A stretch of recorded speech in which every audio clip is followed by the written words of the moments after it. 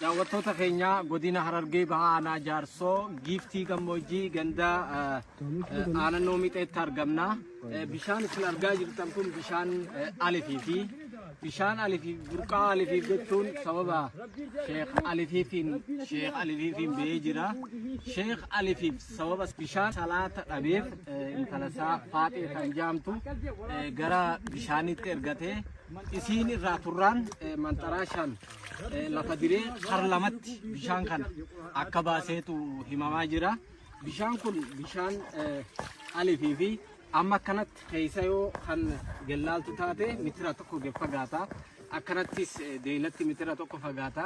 Bishaan kun bal'inni isaa kanaan kan deemu jechuudha. Bishaan kun gurguddaa harlamaan maddu bishaan salaataa dhabeef Sheekh Alifiif akka baasaa ture himamaa jira. Alifiif san gara dhagaa ta'a jeenii nama isin jaalattu wajjin akka dhagaa ta'antu himamaa jira. Akkuma reefu laalaa turtan maddii gama kaanii yaa'u achiin burqaa jira. Maddi immoo isin argitan kun bishaan bal'inni isaa meetira tokko ta'u kanatti fageenyi isaa kan meetira tokko ta'u guutee deemu jiru kan ijaan agartan kana. Bishaan kana kan baase Alifiif jedhama. Bishaan kun isinii dhugama. Masnoofis warri naannawa kana buna kuduraalee adda addaa ittiin oomishachaa jiru jechuudha.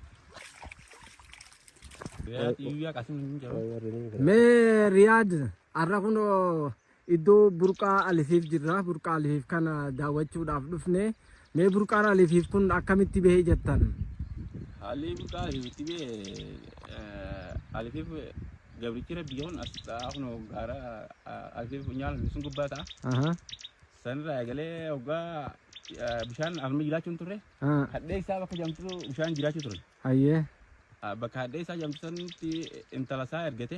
Intala isaa eenyu jedhanii maqaa? Faaxee Alifiif jedhanii. Hayyee. Faaxee Alifiif jedhanii.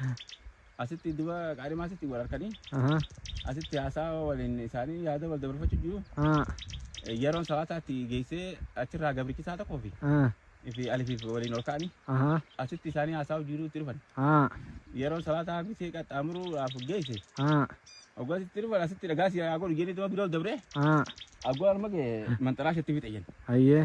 Gisee manxaraashatti fixe gabricha isaatiin miilatiin booda akkasuma duroo haadhuu jenna. Sifi markaa gabrichaa bakka jamtu sabbataa gatti. Lamaffaa gabrichi salaataaf tolfatee manxaraashi sanirraa luqisee salaataaf tolfatee lamaffaatti fixe. Gisee ammas luqise. Maddi lameen akkasitti wal cinaa dhaambee jechuun akka seenaadhaatitti. Asiin ilaa dhugaatiidhaa haa ta'u. Bishaan lafa jalisii obaafachuu haa ta'u.